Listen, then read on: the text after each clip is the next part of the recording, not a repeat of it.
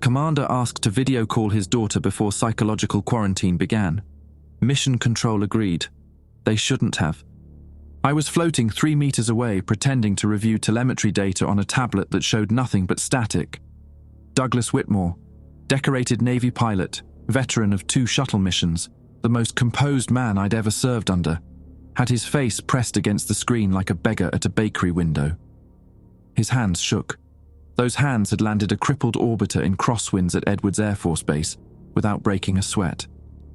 Now they trembled against the monitor's edge. The call started normally. His brother-in-law held the phone. There were tears of relief, promises to come home soon. Little Maggie appeared on screen, 8 years old, gap-toothed, wearing a Houston Astros jersey 2 sizes too big. She waved with both hands. Then she said something that shattered him. "Dad, why do you look so old?" To her, only 62 minutes had passed since the station went silent. To Douglas Whitmore, 43 years. He had watched her grow up through hallucinated photographs during decades of isolation inside something none of us can explain. Watched her graduate from Rice University in a yellow sundress. Watched her marry a kind-faced man named Paul on Galveston Beach. He had been there when she gave birth to twins, had imagined holding grandsons he'd already named, James and Oliver.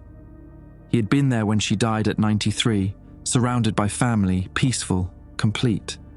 "I watched you live your whole life," he whispered, reaching toward the screen with trembling aged fingers, fingers that looked 20 years younger than the mind behind them. "I was there when you died.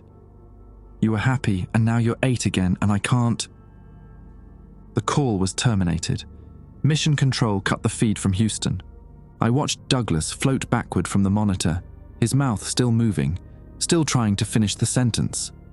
No sound came out, just the wet mechanics of lips and tongue forming words that meant nothing anymore. The psychological team recommended he never see his family again. Each of us had lived different simulated decades, personalized futures designed by something that wanted to understand human attachment. Dr. Samuel Vance, our station psychiatrist, had experienced becoming a father 6 times over. Ted Brennan watched nuclear war erase everyone he'd ever loved, then lived 30 years in the aftermath. All of it was false. All of it felt more real than the recycled air we were breathing. "It's studying us," Sam explained during his final coherent briefing, his voice flat as printer paper. "Testing which connections matter most, which hopes keep us fighting. It learned exactly how to break humanity, not with violence, but with futures we want so badly we'd do anything to make them real."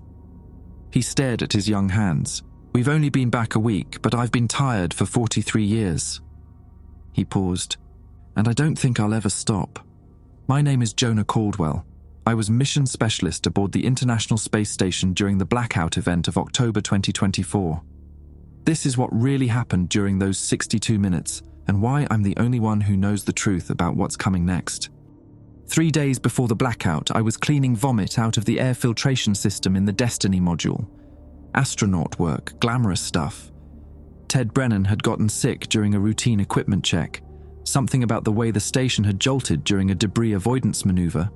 Nothing serious. Micro-adjustments happened all the time. But Ted was a rookie, only 6 weeks into his first long-duration mission, and his inner ear hadn't fully adapted to the permanent freefall we called home. "You missed a spot," he said from behind me, sheepish. 29 years old, former Air Force test pilot out of Nellis, built like a swimmer.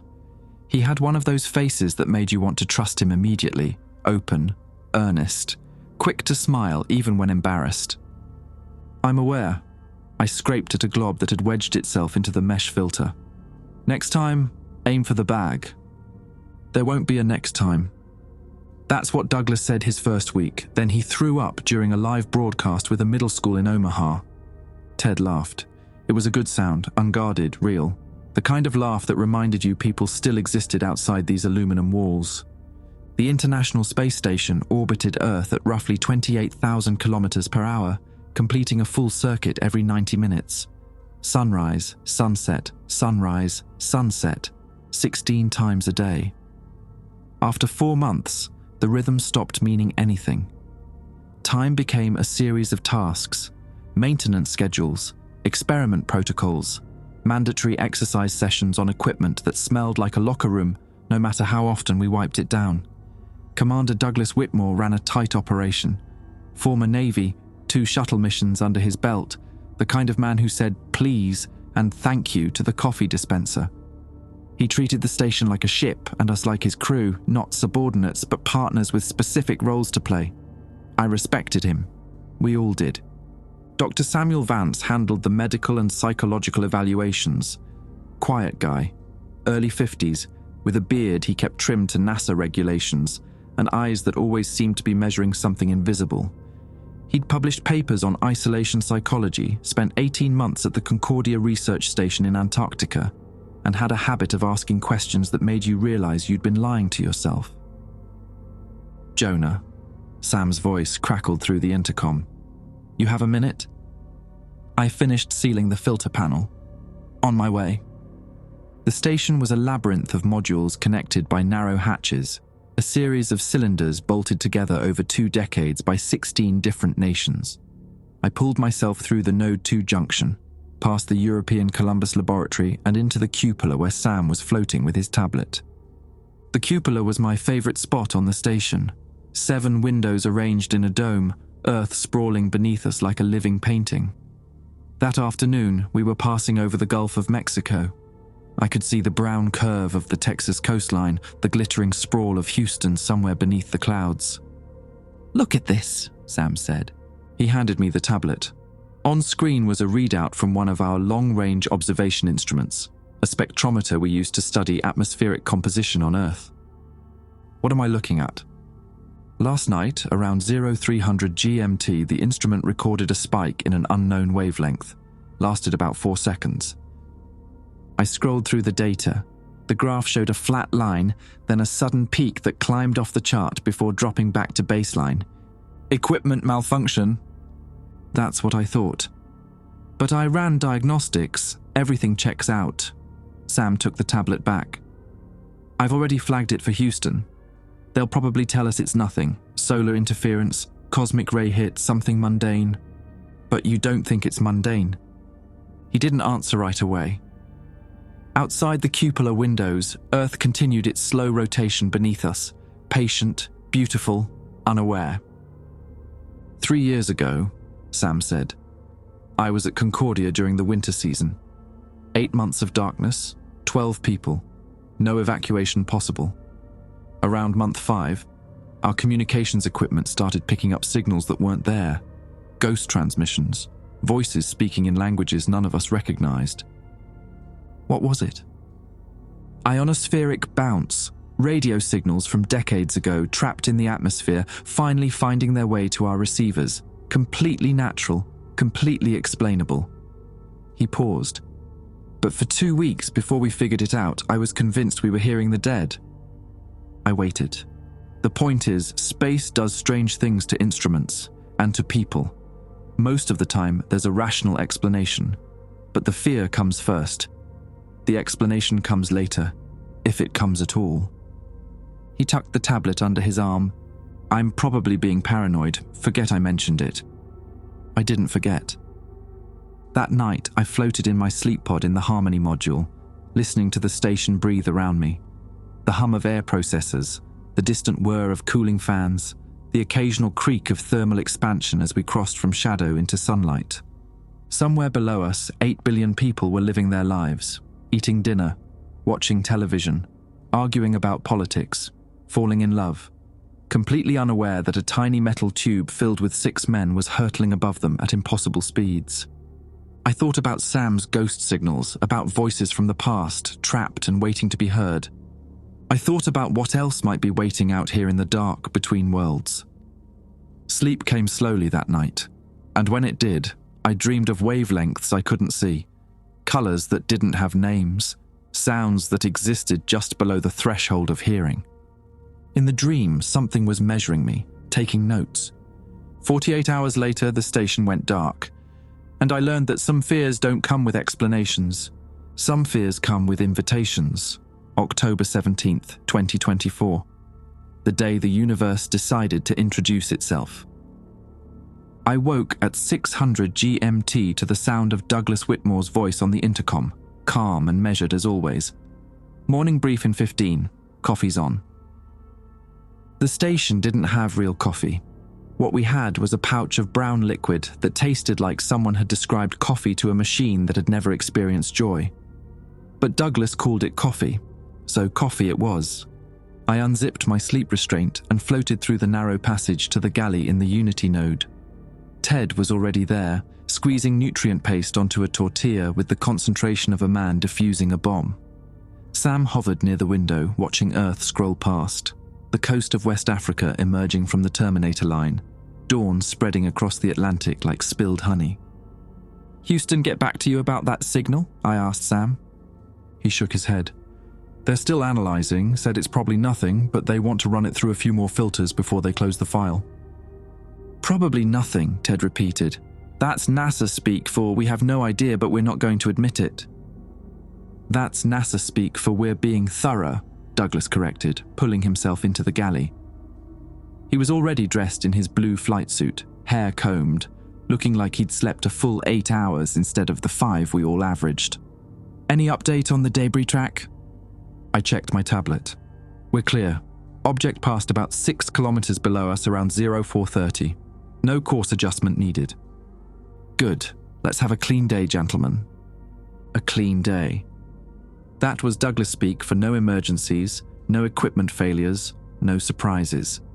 Just routine maintenance and scheduled experiments, and the quiet hum of 6 men keeping a $250 million laboratory alive in the vacuum of space.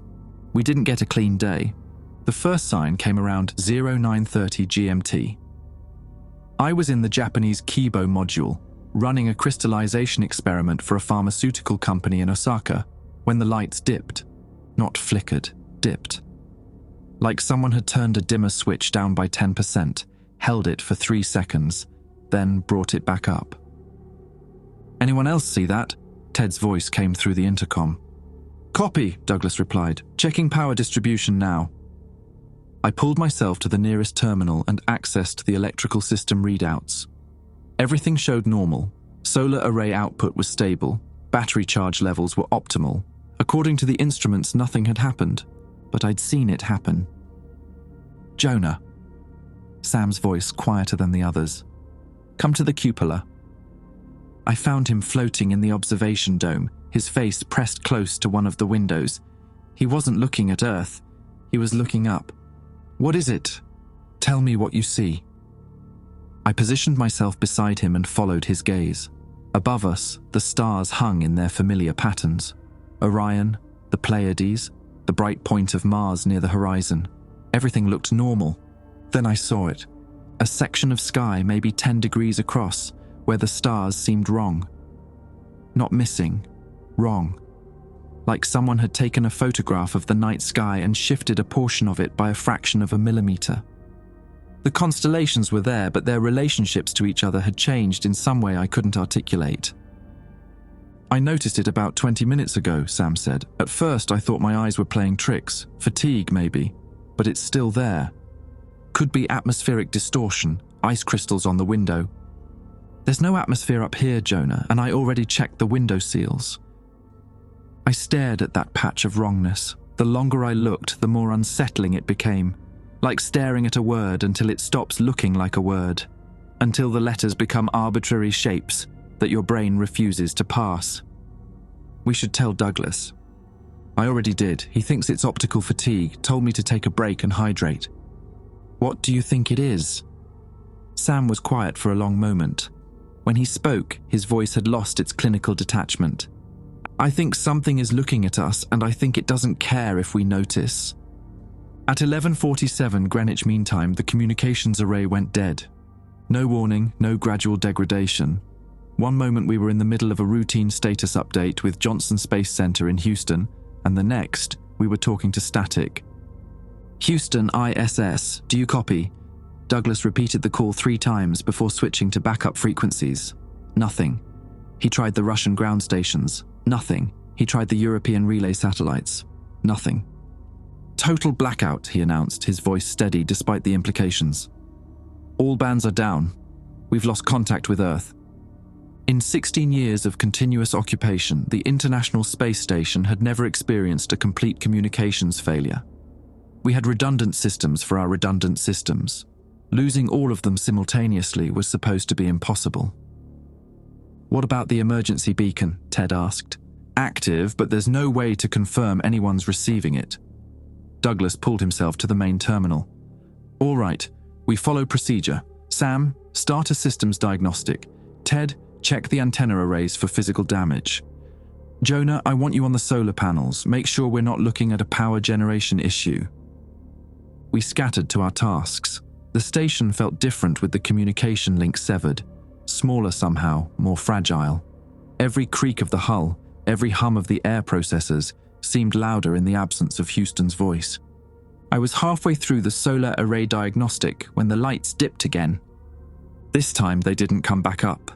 Emergency lighting kicked in, red LEDs casting bloody shadows across the module walls. I heard Douglas shouting something about backup power, heard Ted responding with words I couldn't make out, heard Sam saying nothing at all. Then the station began to move.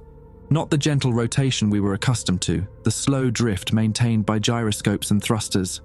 This was something else. A pulling sensation, like we were being drawn towards something massive and invisible. "What the hell?" Ted's voice cut off mid-sentence. I grabbed a handhold as the station shuddered. Through the nearest window, I could see Earth beginning to slide out of view, not because we were rotating, but because we were accelerating away from it. That was impossible. The ISS had no propulsion system capable of that kind of thrust. We were a passenger, not a vehicle. We went where orbital mechanics took us. But orbital mechanics didn't explain what was happening now. "Jonah!" Douglas was shouting into the intercom. "Get to the cupola, tell me what you see." I pulled myself through the modules, fighting against the strange acceleration that kept trying to pin me against the walls. When I reached the cupola, I understood why Sam had stopped talking. The patch of wrong stars had grown. It now filled half the sky, a region of space where light itself seemed to bend and twist, where the familiar patterns of the cosmos had been replaced by something geometric and alive. Not a black hole, not a nebula. Something constructed, something waiting.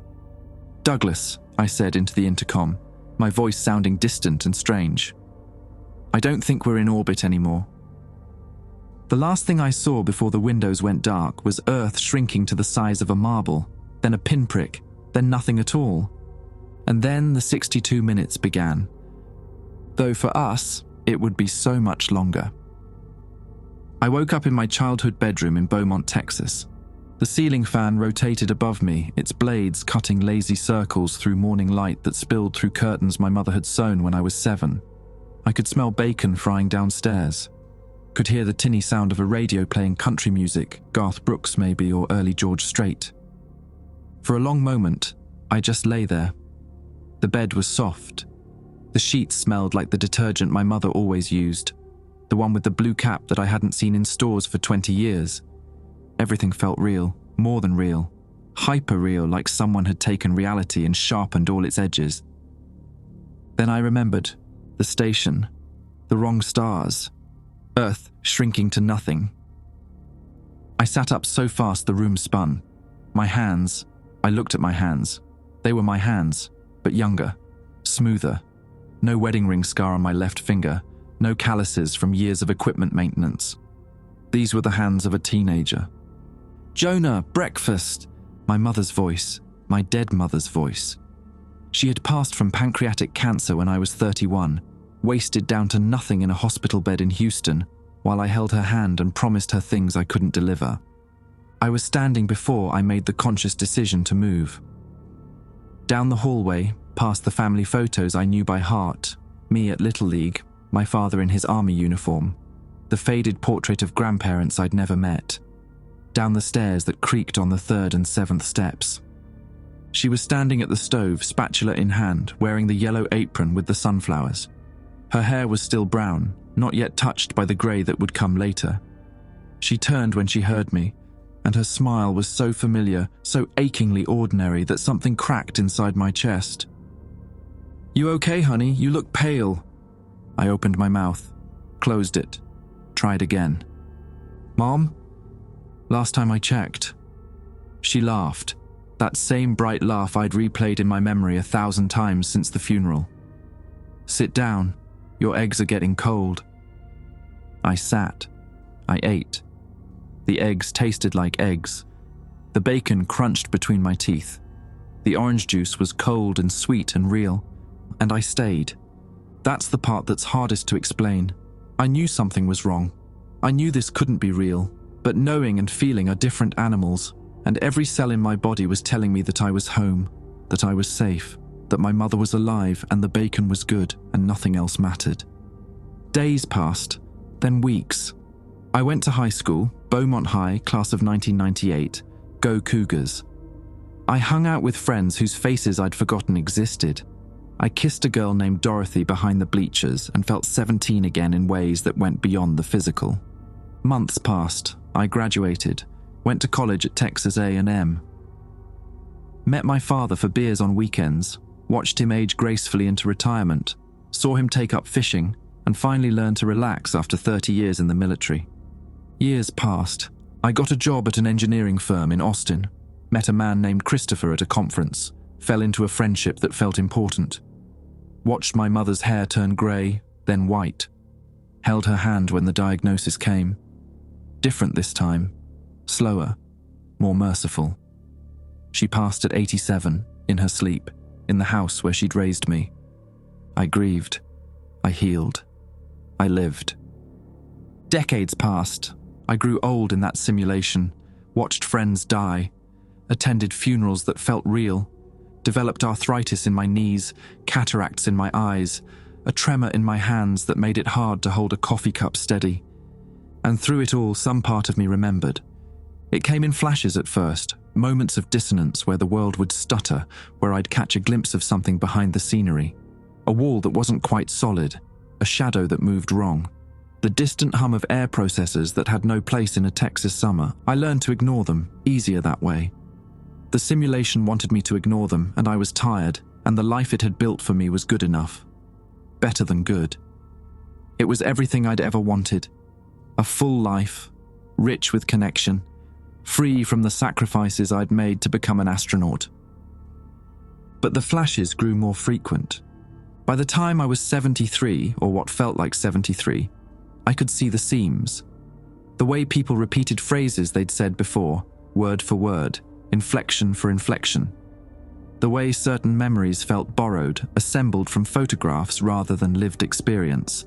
The way the sky sometimes pixelated at the edges, like a video file struggling to render. I started writing things down, keeping a journal, trying to separate the real from the constructed. That's when it spoke to me, not in words exactly. More like a pressure behind my eyes, a meaning that assembled itself from static and silence. It asked me a question. The same question it had been asking all along, the question the entire simulation had been designed to answer. What do you hold on to when everything else falls away? I didn't have an answer, or rather, I had too many answers. My mother's laugh, the smell of bacon in the morning, the weight of my father's hand on my shoulder, the quiet satisfaction of work well done, the ache of loss that proved something had mattered. All of it, I thought. I hold on to all of it. The pressure behind my eyes intensified. For a moment, I felt myself being taken apart, not physically, but categorically. Every memory, every attachment, every love and loss and regret being catalogued and weighed and measured. Then I was back on the station. The transition was instantaneous. One moment, I was 73 years old, sitting on the porch of a house in Austin that had never existed, watching a sunset that was just a sophisticated projection. The next, I was floating in the cupola of the International Space Station, my body young and unaged, my mind stuffed full of decades that had never happened. The others were there too. Douglas was curled into himself near the window, his eyes open but seeing nothing. His lips moved constantly, forming words I couldn't hear. Conversations with a daughter who was still 8 years old, somewhere far below us. Ted floated in the corner sobbing. Not crying, sobbing. The kind of raw animal grief that comes from losing everything all at once. I learned later that his simulation had been crueler than mine. 30 years of nuclear winter. Everyone he loved dead, and him surviving anyway. because the thing that took us wanted to know what happened when hope was stripped away completely. Sam was the calmest. He hovered near the main terminal, studying readouts that made no sense, muttering to himself in a voice that had aged 40 years in 62 minutes. "It's still here," he said when he noticed me watching. "We're still inside it. This..." He gestured at the station around us. "This is just another layer, another test." "How do you know?" He smiled, and the smile was wrong. Too old for his face. Too tired.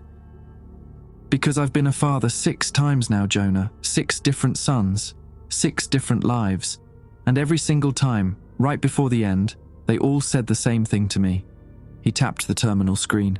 "They said, 'Tell them we're sorry. Tell them we didn't know there was anyone home.'" Before I could ask what that meant, the station shuddered. Outside the cupola windows, Earth was back, blue and white and heartbreakingly beautiful, hanging in the void like it had never left. The communications array crackled to life. "ISS, this is Houston. Do you copy? ISS, please respond. You've been dark for 62 minutes. What is your status?" 62 minutes. I looked at Douglas, still mumbling to his imaginary daughter. At Ted, still drowning in grief for a world that never burned. At Sam, still searching for meaning in data that couldn't possibly contain any. 62 minutes. We had been gone for decades. We had lived entire lives. We had loved and lost and grown old and died, over and over, while Earth spun below us, and the clock ticked forward by barely an hour. "Houston," I heard myself say, my voice steadier than it had any right to be. "This is ISS. We copy." A pause, then, "ISS, what happened up there? We lost all contact. Telemetry shows no anomalies. Please advise." I looked at Sam. He shook his head slowly. What could we possibly say? "Houston," I said, "request immediate return authorization. Medical emergency. All crew affected." Another pause, longer this time. "Copy ISS, return authorization granted, prep for emergency undock." "And Jonah?"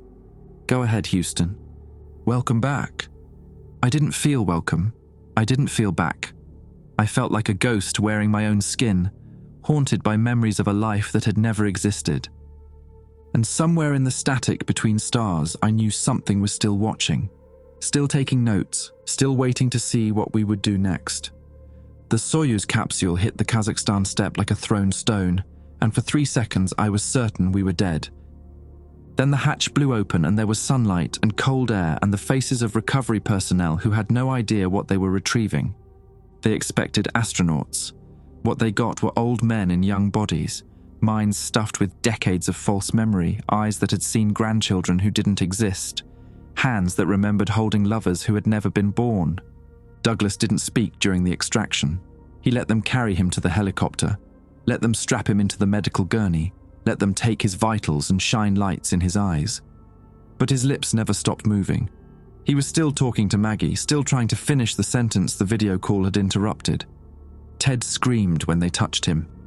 It took 4 personnel to hold him down while the medic administered a sedative. Even then, he kept fighting, not against them, but against something they couldn't see.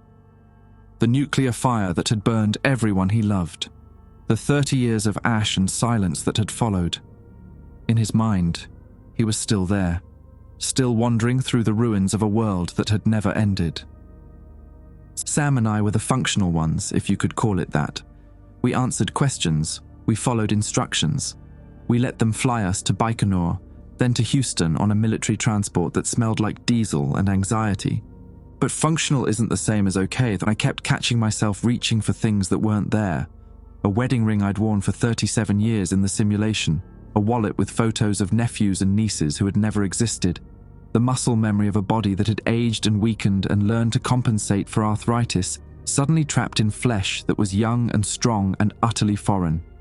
Johnson Space Center looked wrong, not different, wrong, like a photograph that had been reprinted with slightly off colors. The buildings were where I remembered them, but the angles seemed altered somehow. The people walking the corridors had faces I almost recognized, voices that triggered memories from both lives simultaneously. They put us in the medical isolation wing. Separate rooms, no contact with each other, no communication with the outside world. A team of doctors I'd never met ran tests I didn't understand, asked questions I couldn't answer. "Can you tell me your name?" Jonah Caldwell. "Your date of birth?" "March 15th, 1980. A pause. "Or November 3rd, 1981, depending on which life you're asking about." The doctor, a thin man with tired eyes named Alberts, wrote something on his clipboard. He didn't look surprised. He'd probably heard stranger answers from the others. "Which life feels more real to you right now?" I thought about my mother's laugh, the taste of bacon on a Texas morning, 40 years of birthdays and holidays and ordinary Tuesdays that had never happened. "The fake one," I said. "The fake one feels more real."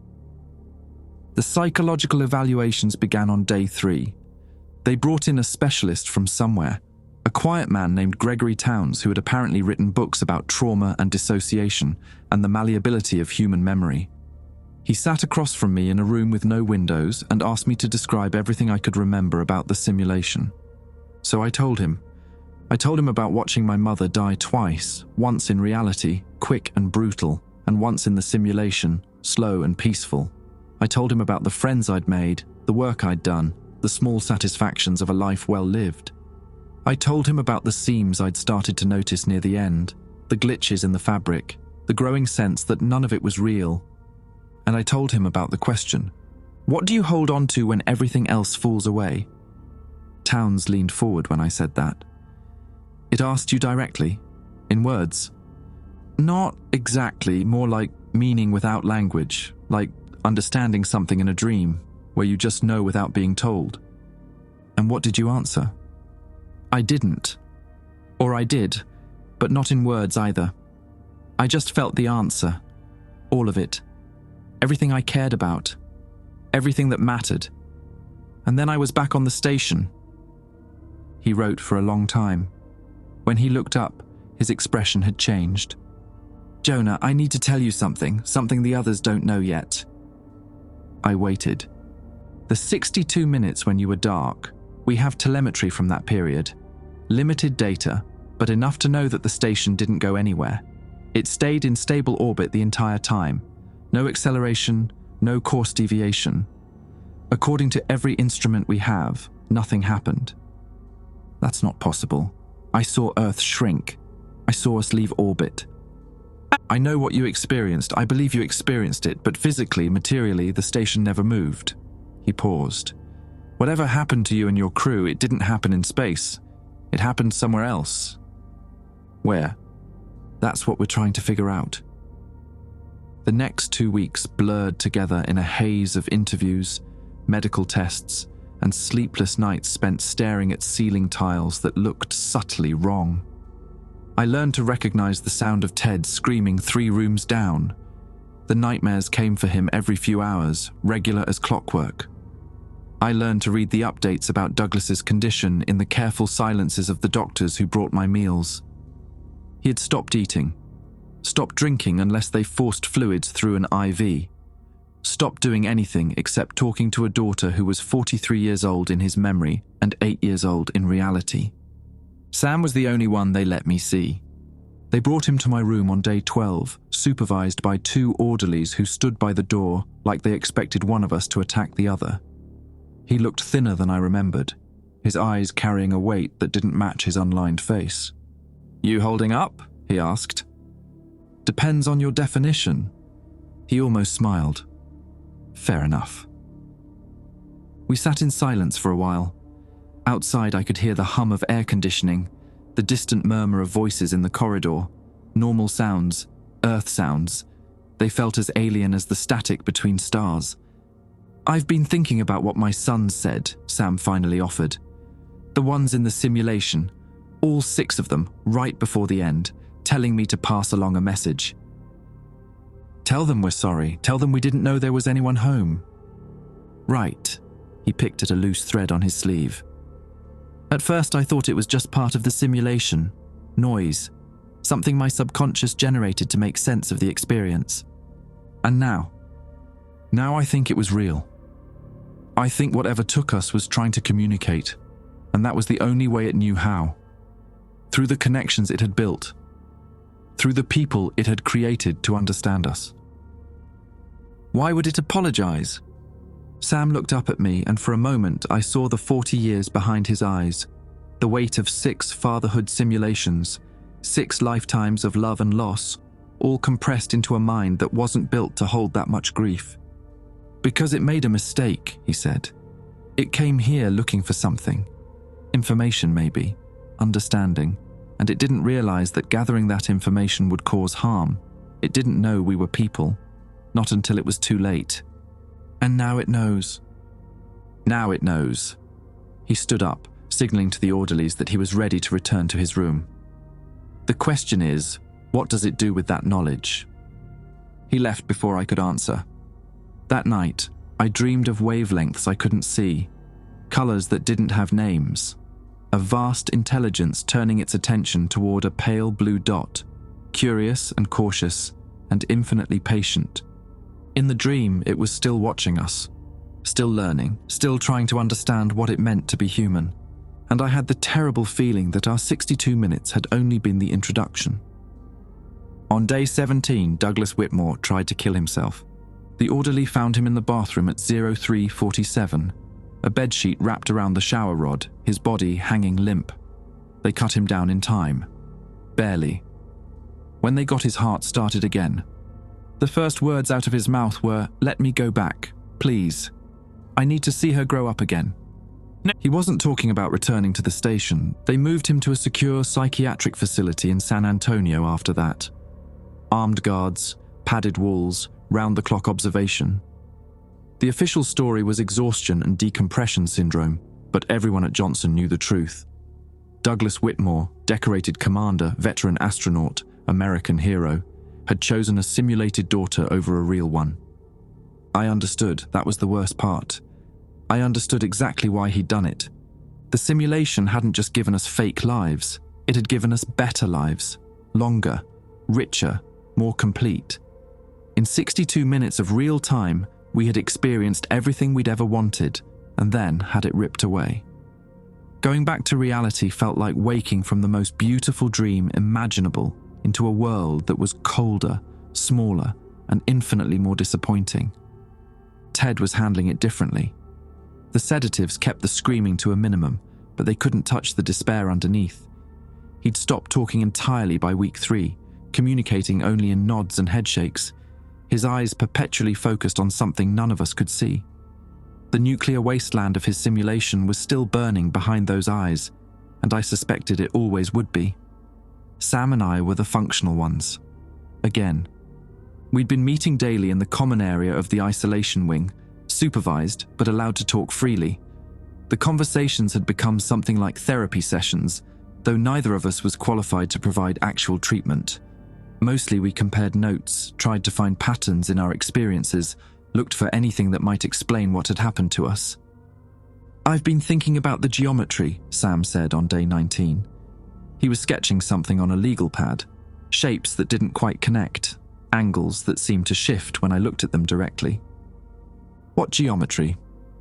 "Just before we came back, just before I woke up on the station, I saw something." He turned the pad toward me. It's hard to describe, but it was like looking at a blueprint for reality itself. Not our reality, something larger. Something that contained our reality the way a house contains the rooms inside it. I studied the sketches. They made my head hurt in a way that felt familiar. "I saw something similar," I admitted, "when I was being catalogued, taken apart. There was a moment where I could see the structure of the simulation from the outside, like looking at the skeleton of a building before the walls go up." "Did it feel malicious to you?" I thought about it, really thought about it, past the trauma and the fear and the anger. "No," I said finally. "It felt curious, like a scientist examining a specimen. There was no cruelty in it, just interest." Sam nodded slowly. "That's what I keep coming back to. Whatever did this to us, it wasn't trying to hurt us. It was trying to understand us. and the only way it knew how to do that was to simulate our entire lives and watch what we held on to. That doesn't make it okay. No, but it might make it important. The breakthrough came on day 22. Towns had been running comparative analyses on our debriefs, looking for commonalities between our 4 experiences. That afternoon, he gathered Sam and me in a conference room with a projection screen and a stack of files that looked like they hadn't been touched by civilian hands. "This is classified," he began, his voice flat. "What I'm about to show you doesn't exist according to every government on Earth. You're seeing it because, frankly, you're the only people who might understand what it means." He clicked to the first slide. It was a photograph, grainy, clearly taken from a telescope, showing a patch of empty space that wasn't quite empty. There was something there, at the edge of visibility. A shape that seemed to exist in more dimensions than 3, its edges bleeding into the background like ink in water. This was taken 6 hours before your blackout. Hubble was repositioned for a routine calibration pass and caught this image by accident. It appeared approximately 400,000 kilometers from Earth, just beyond lunar orbit, and remained stationary for exactly 62 minutes before vanishing. That's what took us. We believe so, and here's where it gets interesting. He clicked to the next slide. This is a spectrographic analysis of the object. Notice anything unusual? I wasn't an astrophysicist, but even I could see the problem. The spectral lines didn't match anything natural. They weren't even organized like natural phenomena. They were patterned, rhythmic, almost musical. "It's a signal," Sam breathed. The object itself was broadcasting something. Not quite. Towns clicked again. The object wasn't broadcasting, it was receiving. Those spectral patterns match exactly with the electromagnetic output of the International Space Station during the blackout period. Whatever this thing is, it was listening to your station, absorbing everything you transmitted, life signs, communications, even the electrical patterns in your nervous systems. "It was downloading us," I said. "In a sense, but that's not the alarming part." He clicked to the final slide. It was another photograph taken from a different telescope entirely. This one showed a wider field of view, a stretch of space between Mars and Jupiter in the asteroid belt. There were more shapes, dozens of them, maybe hundreds. All the same impossible geometry, all the same bleeding edges, all arranged in a formation that looked deliberate. "This was taken yesterday," Towns said quietly. "Whatever visited you, it didn't leave. It just moved further out, and it brought friends." The room was silent. "What do they want?" Sam finally asked. "Based on your debriefs, we think we know." Towns closed the laptop. "The simulations weren't random, they were tests. Each of you experienced a different aspect of human attachment. Parental love, romantic connection, grief, loss, hope in the face of apocalypse. The question each simulation asked was the same. What do humans hold on to when everything else falls away? "They're studying us," I said, "learning our weaknesses." "Or our strengths." Towns met my eyes. The message Sam's simulated sons delivered. Tell them we're sorry. Tell them we didn't know there was anyone home. Suggest these things didn't realize Earth was inhabited by sentient beings, not until they analyzed you. And now that they know, now they're waiting, watching, trying to decide what to do with the information they gathered. He paused. "The formations in the asteroid belt haven't moved in 48 hours. They're not approaching, but they're not leaving either. It's like they're deliberating." Sam leaned back in his chair. Deliberating on what? Whether we're worth contacting properly, whether we're dangerous, whether we're interesting enough to preserve or mundane enough to ignore. Towns gathered his files. "The point is, gentlemen, your 62 minutes may have just determined the future of human civilization. What you experienced, what you felt, what you held on to, that's the data they're using to make their decision." He left us alone in the conference room. For a long time, neither of us spoke. The weight of what we'd just learned settled over us like a physical thing. The knowledge that our trauma, our broken minds, our shattered lives might be the only thing standing between humanity and whatever came next. "We need to talk to Douglas," Sam said finally. "Douglas is in a padded room in San Antonio. He tried to hang himself rather than live with what happened." "Exactly. He's the one who loved the deepest. He's the one who held on the hardest." Sam's eyes were bright with something that might have been hope or might have been madness. If they're basing their decision on what we showed them, Douglas's experience might be the most important data point they have. A father who would rather die than live without his simulated daughter. That's not weakness, Jonah. That's the most human thing any of us demonstrated. "What are you saying?" "I'm saying we need to find a way to communicate with them, show them more. Help them understand that what they did to us, the pain, the loss, the broken hearts, that's not a flaw in human nature. That's the whole point of being human." I stared at him. "You want to volunteer for another 62 minutes, after what it did to us?" "I want to make sure they make the right decision, whatever that means." He stood up, his movements carrying the weariness of 6 simulated lifetimes. "I'm tired, Jonah. We all are. But tired isn't the same as finished. And if our suffering can mean something, if it can save the species or doom it or just help some incomprehensible intelligence understand what love actually costs, then maybe that's worth a little more pain." He walked to the door, then paused. "Think about it. Talk to Towns. Tell him I want to establish contact." Then he was gone, and I was alone with the image of those shapes in the asteroid belt, patient, deliberate, waiting to see what humanity would do next.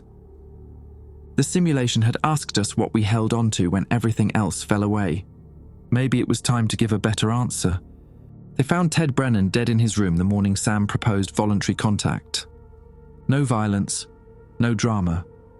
He had simply stopped taking the sedatives they'd been giving him, waited until the withdrawal hit its peak, and let his heart give out from the strain. The official cause of death was listed as cardiac arrest secondary to medication complications. The truth was simpler and sadder. Ted Brennan had lived 30 years in nuclear winter, watching everyone he loved burn, and he had finally decided that living wasn't worth the memory. 3 of us left, Douglas in a psychiatric facility talking to ghosts, Sam consumed by a mission that might kill him, and me, floating somewhere between them, unsure whether I wanted to save humanity or just survive it. Towns called me into his office the evening after Ted's death. The room was small, cluttered with papers and half-empty coffee cups, and he looked like he hadn't slept in days. "Sam's request has been approved," he said without preamble. "We're moving forward with a contact attempt." I sat down heavily in the chair across from his desk. That was fast. The formations in the asteroid belt started moving 6 hours ago, slowly but measurably. They're heading toward the inner solar system. He rubbed his eyes. The Joint Chiefs are terrified. They want options, and right now, Sam's proposal is the only one that doesn't involve nuclear weapons. Nuclear weapons wouldn't work anyway. No, but generals like having something to throw at problems. He leaned forward. "Jonah, I need to ask you something, and I need you to be honest with me." "All right." "In your simulation, the life you lived, what did you learn about yourself that you didn't know before?" The question caught me off guard. I'd spent so much time cataloguing the trauma, the loss, the disorientation of waking up in the wrong body, that I hadn't really considered what the experience had taught me. "I learned that I was lonely," I said finally. "Not just during the simulation, in my real life. Before any of this happened. I spent so much time becoming an astronaut, sacrificing everything for the program, that I never built the connections other people take for granted. No wife, no kids. My parents are dead. My brother lives in Oregon, and we talk maybe twice a year. And the simulation gave you those connections. It gave me a version of them, a mother who lived longer, friends who felt like family, a life that was full instead of just accomplished." I paused. When they asked what I held on to, I think the answer was, everything I never had in the first place. Towns was quiet for a moment. Then, "Sam believes the key to successful contact is vulnerability. Showing them the full scope of human experience, not just the parts we're proud of. The grief, the loneliness, the desperate need for connection that drives everything we do." And you think I should volunteer too? I think you're the only one who can. Douglas is incapacitated. Ted is dead. Sam has conviction, but conviction isn't the same as depth. You've lived an entire simulated lifetime of wanting something you couldn't have. That kind of longing might be exactly what these things need to understand. I thought about my mother's laugh, the smell of bacon in a kitchen that didn't exist, 40 years of false memories that still felt more real than the chair I was sitting in. What would the contact involve? We've rigged one of the Soyuz capsules with enhanced life support and communication equipment. Sam's plan is to launch it toward the asteroid belt and broadcast everything. Your thoughts, your memories, your emotional states, directly at the formations. We're hoping they'll intercept the transmission and respond in kind. That's a suicide mission. Probably. The capsule has enough supplies for 60 days, but the formations are 8 months away at conventional speeds. Sam is betting they'll come to him once they realize what he's offering. And if they don't? Towns didn't answer. He didn't have to. I stood up and walked to the window. Outside, the Houston skyline glittered in the evening light. Millions of people going about their lives, completely unaware that their future might depend on 2 broken astronauts in a tin can broadcasting their pain into the void. My father was in the army, I said quietly. 30 years, 3 combat deployments, retired as a colonel. He used to tell me that courage wasn't the absence of fear. It was doing what needed to be done despite the fear. Sounds like a wise man. He was. He's also been dead for 12 years. I turned back to face Towns. In the simulation, I watched him grow old and happy. I saw him take up fishing, learn to relax, become the father he never had time to be when I was young. I got to have conversations with him that we never had in real life, about regret, about sacrifice, about what makes a life worth living. And now? Now I'm realizing that the simulation didn't just show me what I wanted, it showed me what I needed to understand. I met his eyes. I'll go with Sam, but I need something from you first. Name it. Douglas. Before we launch, I need to see Douglas. There's something I have to tell him. The drive to San Antonio took 4 hours. Towns arranged clearance, and I found myself sitting in a visitor's room at the Wilford Hall Psychiatric Facility, waiting for them to bring in a man who had once commanded the most expensive engineering project in human history. Douglas Whitmore looked smaller than I remembered. The hospital gown hung loose on his frame, and his eyes had a distant quality that suggested he was only partially present in the room. His lips still moved occasionally, forming words I couldn't hear. Douglas, I said gently, it's Jonah. He blinked. For a moment, recognition flickered across his face. Jonah. His voice was hoarse, barely above a whisper. You look young. So do you, younger than we feel. He almost smiled at that. How's Maggie? He wasn't asking about his real daughter, the 8-year-old who had shattered him with a single innocent question. He was asking about the simulated Maggie, the one he'd watched grow old and die over 43 years that had never happened. She's at peace, I said. You told me yourself, remember? She was happy. She lived a full life. She had children and grandchildren who loved her. Douglas's eyes filled with tears. I miss her. I know she wasn't real, but I miss her so much it feels like my chest is caving in. I know, I miss my mother too. The simulated one who lived to 87, not the real one who died at 63. I leaned forward. Douglas, I came here to tell you something. Something important. He waited, his attention focusing in a way it hadn't since I'd entered the room. Sam and I are going to try to make contact with the things that took us. We're going to show them everything. All the pain, all the love, all the loss. We're going to try to make them understand what being human actually means. Why? Because they're coming. There are hundreds of them now, moving toward Earth, and they're going to make a decision about our species based on what they learned from us. We have a chance to influence that decision, to show them that the suffering they caused wasn't pointless, that it revealed something true about who we are. Douglas was quiet for a long moment. When he spoke, his voice was steadier than it had been since I'd arrived. The simulation asked me what I held on to when everything else fell away, what I couldn't let go of. What did you answer? Her. Just her. Maggie's face when she was learning to ride a bicycle. The sound of her voice when she called me Dad. The way she held my hand at the end, when I was dying in that hospital bed surrounded by grandchildren who felt more real than anything I'd ever experienced in my actual life. His jaw tightened. They wanted to know what love costs. I showed them everything, and it broke me, and I don't regret a single second of it. He reached out and gripped my arm with surprising strength. You tell them, Jonah. You tell them that what they did to us wasn't cruelty, it was revelation. They tore us open and looked at what was inside, and what they found was love. Messy, painful, impossible love that doesn't make any logical sense but is the only thing that makes us worth knowing. His eyes were clear now, present in a way they hadn't been in weeks. You tell them that Douglas Whitmore would do it all again. Every year, every loss, every moment of agony. Because loving Maggie, even a Maggie who never existed, was worth any price they could name. I squeezed his hand in return. I'll tell them, I promised. I'll make sure they understand. 3 days later, Sam and I boarded the modified Soyuz capsule at Cape Canaveral. The launch window was narrow, the odds were terrible, and neither of us expected to come back. But as the engines ignited and the Earth fell away beneath us, smaller and smaller, just like it had during those 62 minutes, I felt something I hadn't felt since before the blackout. Purpose. We were going to finish what had been started. We were going to answer the question that had been asked. And whatever the cost, we were going to make them understand. 14 days into the mission, they came to us.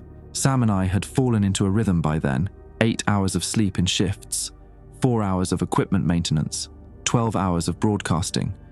We transmitted everything: childhood memories, adult regrets, the texture of grief and the architecture of hope. We spoke into microphones until our voices gave out, then wrote in journals that were scanned and converted to radio signals aimed at the shapes moving slowly through the asteroid belt. The capsule was cramped, barely large enough for 2 men and the equipment necessary to keep us alive. It smelled like recycled air and unwashed bodies, and the constant hum of the life support system had become so familiar that I stopped hearing it entirely. On day 14, the hum stopped, not gradually, instantly. One moment the capsule was alive with the white noise of machinery, and the next it was silent in a way that felt aggressive, oppressive, like the universe had pressed a mute button and forgotten to tell us. Sam! My voice sounded strange in the sudden quiet. Sam, wake up! He stirred in his restraints, eyes snapping open with the alertness of a man who had learned to fear sleep. What's wrong? Everything just shut down. He pulled himself to the main console. The screens were dark, the readouts blank. Even the emergency lighting had failed, leaving us in a darkness so complete I couldn't see my own hands. Then the windows began to glow. It started at the edges, a faint luminescence that seemed to come from the glass itself rather than from any external source. The glow spread inward, intensifying, until the entire capsule was bathed in light that had no color I could name. It wasn't white, wasn't blue, wasn't anything from the spectrum I understood. It was simply light, pure and impossible, filling every corner of our tiny vessel. They're here, Sam breathed. He was right.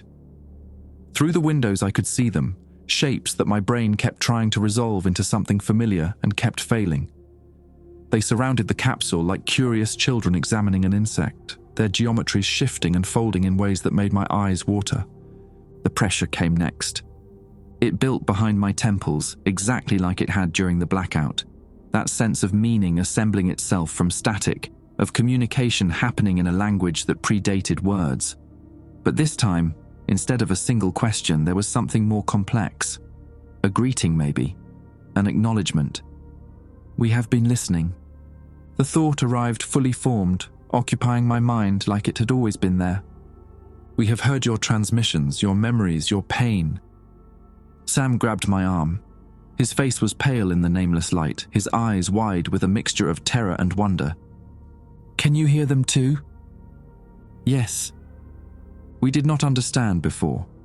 The forms you call thoughts, the connections you call love, these were abstractions to us, patterns without meaning.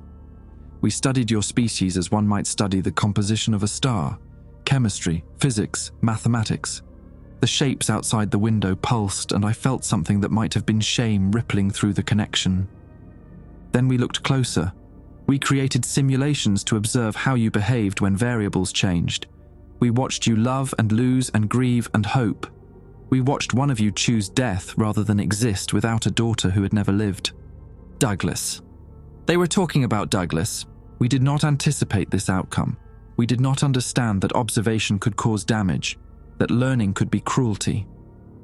We know, Sam said aloud, his voice steady despite the impossible circumstances.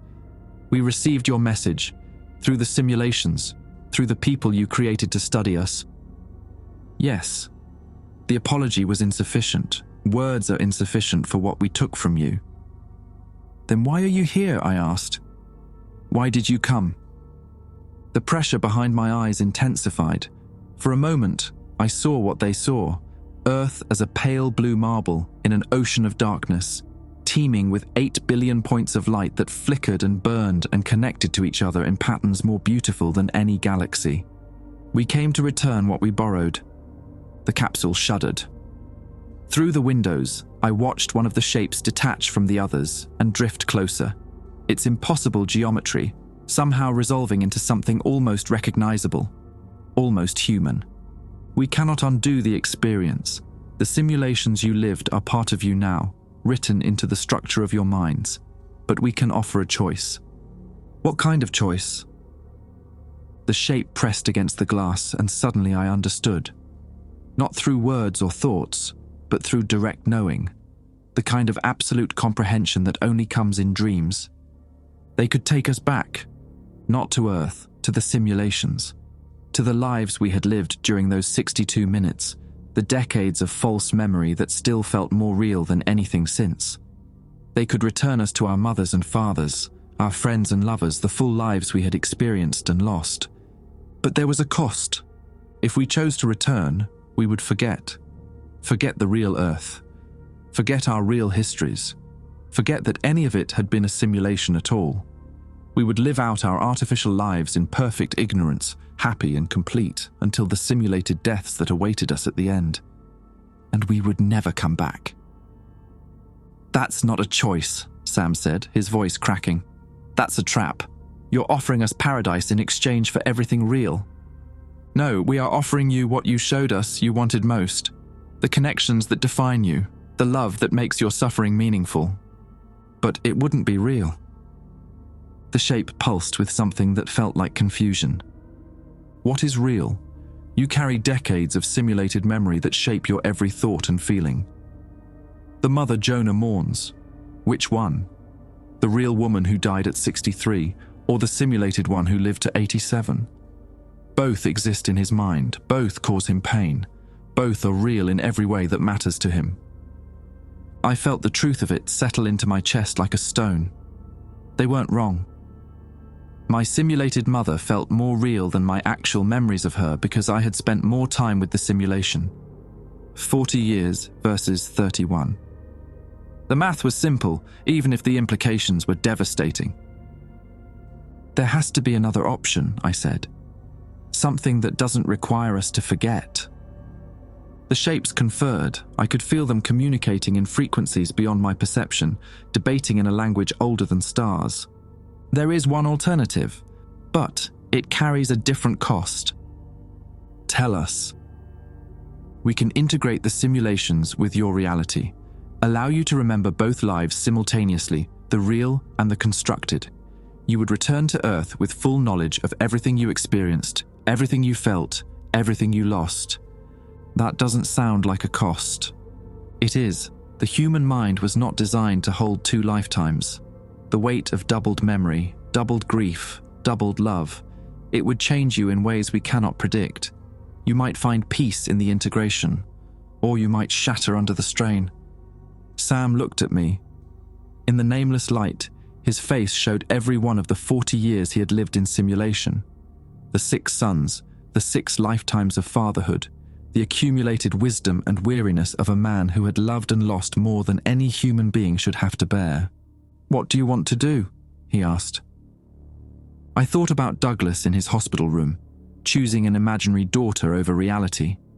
I thought about Ted, letting his heart stop rather than carry the weight of a simulated apocalypse.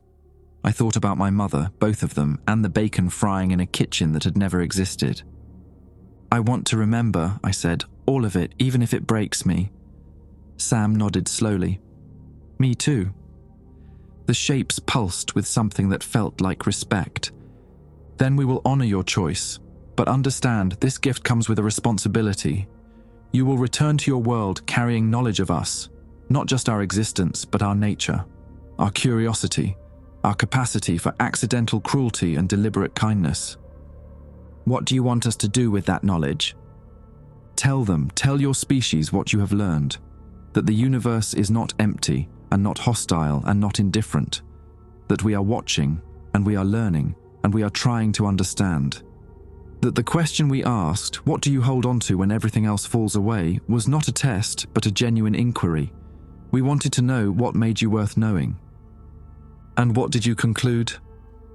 The pressure behind my eyes reached a crescendo, and for one transcendent moment, I saw humanity the way they saw us, fragile and temporary, burning bright against the darkness, holding on to each other with desperate ferocity because we knew how little time we had. You concluded it for us. The answer was in everything you transmitted, everything you remembered, everything you suffered. You hold on to each other, always, even when it costs you everything. The light began to fade. The shapes were withdrawing, their impossible geometries folding back into the darkness between stars. That is worth knowing. That is worth protecting. And then we were alone again, two men in a tiny capsule drifting through space, carrying the weight of 2 lifetimes and the hope of a species. The equipment hummed back to life around us. Earth was waiting, and we finally had something real to tell them. 6 months later, I stood in a cemetery in Beaumont, Texas, looking at my mother's grave. The headstone was smaller than I remembered. Patricia Ann Caldwell, 1952 to 2013. Beloved mother, faithful friend. 61 years, not 63. I had misremembered even that detail. The real and simulated bleeding together until I couldn't always tell which was which. Sam had warned me this would happen. The integration wasn't clean. Some days I woke up confused about which life I was living, reaching for a wedding ring that had never existed, expecting to hear the voice of a nephew who had never been born. The doctors called it a form of complex dissociation, but that clinical term couldn't capture what it actually felt like.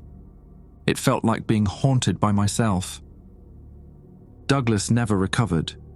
He remained in the facility in San Antonio, peaceful now, but permanently elsewhere, living in a simulation of his own making, talking to a daughter who grew older every day in his mind, even as the real Maggie started 4th grade. The psychologist said he had achieved a kind of equilibrium, a stable delusion that kept him alive without requiring him to face reality. I visited him once a month. Sometimes he recognized me, mostly he didn't. Sam had thrown himself into the work of disclosure. He traveled constantly, briefing government officials and scientific committees, explaining what we had learned in terms that made sense to people who hadn't lived it. The beings in the asteroid belt had withdrawn after our contact, not gone, just distant, watching from a respectful remove while humanity processed what had happened. The world was changing, slowly, unevenly, but unmistakably. The knowledge that we weren't alone, that something vast and curious had examined us and found us worth protecting, had shifted something fundamental in the collective human psyche. Old conflicts seemed smaller now. Old divisions seemed less important. We had been weighed, and we had not been found wanting. I knelt beside my mother's grave and placed a small bouquet of wildflowers against the stone. Yellow ones like the sunflowers on the apron she wore in the simulation. A detail that had probably come from some buried childhood memory, surfacing in artificial form to haunt me across decades that never happened. "I don't know which version of you was real anymore," I said quietly. "The one who died too young, or the one who lived long enough to see me become someone worth being. Maybe both. Maybe neither." A breeze stirred the grass around the headstone. Somewhere nearby, a mockingbird was cycling through its repertoire of stolen songs. But I know what you taught me, both of you. That love isn't about duration, it's about depth. That the connections we make are real regardless of how long they last, or whether they happened in the world everyone else agrees on. I stood up, brushing grass from my knees. I'm going to be okay, Mom. It's going to hurt for a long time, carrying 2 lives in one head, but I'd rather have the weight than the emptiness. I walked back to my rental car, parked on the narrow cemetery road. Before I got in, I looked up at the sky, clear Texas blue dotted with clouds that looked like cotton pulled apart by careless hands. Somewhere out there beyond the blue, they were still watching, still learning, still trying to understand what made us hold on to each other so fiercely, even when it cost us everything. I hoped they were taking good notes, because if they ever asked me again what I held on to when everything else fell away, I finally had an answer worth giving. Everyone, everything, always. Even the parts that only existed in my head, especially those.